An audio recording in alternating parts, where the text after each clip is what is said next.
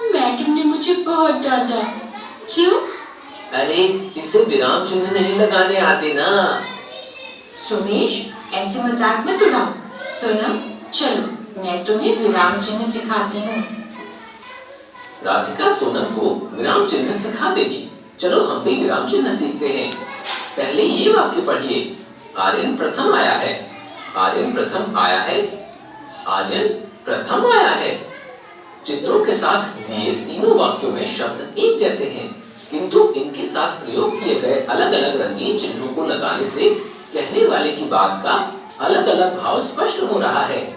ये रंगीन चिन्ह ही विराम चिन्ह है। हम बोलते समय अर्थ को स्पष्ट करने के लिए वाक्यों के बीच बीच में भावों के अनुसार कभी एक क्षण के लिए और कभी कुछ अधिक समय के लिए रुकते हैं। कभी प्रश्न करते हैं, कभी आश्चर्य प्रकट करते हैं और कभी दुख आदि के भाव व्यक्त करते हैं। लिखित भाषा में इन्हीं भावों और अर्थ को प्रकट करने के लिए जिन चिन्हों का प्रयोग किया जाता है वे विराम चिन्ह कहलाते हैं। अतः हम कह सकते हैं विराम का अर्थ है रुकना, अर्थात लिखित रूप में रुकने या भाव का संकेत स्पष्ट करने के लिए जो चिन्ह लगाए जाते हैं उन्हें विराम चिन्ह कहते हैं।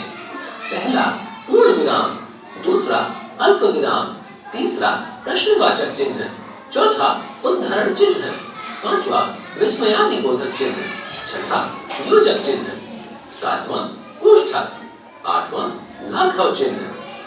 पूर्ण विराम, पूर्ण विराम का मतलब होता है पूरी तरह रुकना, अर्थात बात पूरी हो जाने पर वाक्य के अंत में रुकने के लिए पूर्ण विराम लगाते हैं। जैसे क प्रीति कक्षा 5 में पढ़ती है। ख हम विद्यालय जा रहे हैं।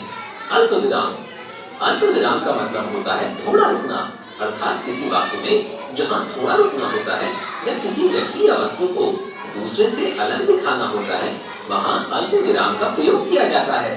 जैसे क जल्दी चलो बारिश होने वाली है। ख हर्ष, विवेक और प्रकाश पढ़ने आ रहे हैं। प्रश्नवाचक चिन्ह, जिन वाक्यों में कोई प्रश्न पूछा जाता है वहाँ प्रश्नवाचक चिन्ह लगाते हैं। जैसे क क्या मनिका खेलने गई? ख तुम कब आए? उद्धरण चिन्ह, जब किसी के द्वारा कही गई बात को ज्यों का त्यों लिखते हैं तो इस चिन्ह का प्रयोग करते हैं। यह चिन्ह दो प्रकार के होते हैं, एक हरा उद्धरण चिन्ह और दोहरा उद्धरण चिन्ह।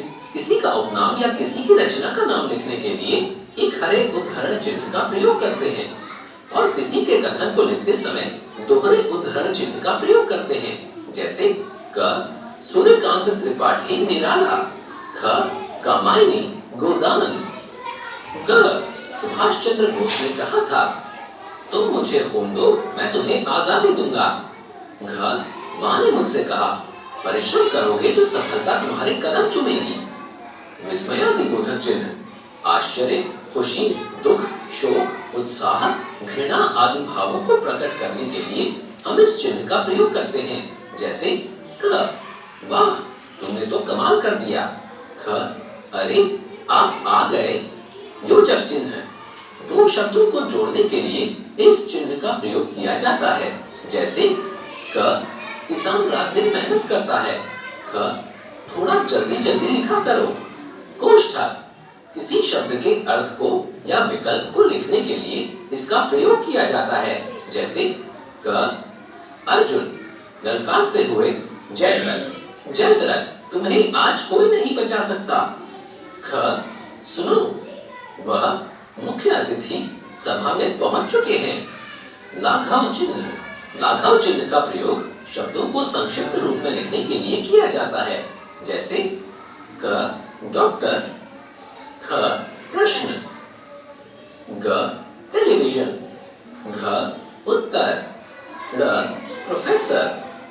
याद रखें जब बोलते समय अर्थ को स्पष्ट करना हो या बात को हाव भाव सहित प्रकट करना हो तो इसके लिए भाषा के लिखित रूप में विराम चिन्हों का प्रयोग किया जाता है। मुख्य विराम चिन्ह इस प्रकार हैं। पहला पूर्ण विराम, दूसरा अल्प विराम, तीसरा प्रश्नवाचक, चौथा उद्धरण चिन्ह, पांचवा विस्मयादिबोधक चिन्ह, छठा योजक चिन्ह, सातवां कोष्ठक, आठवां लाघव चिन्ह।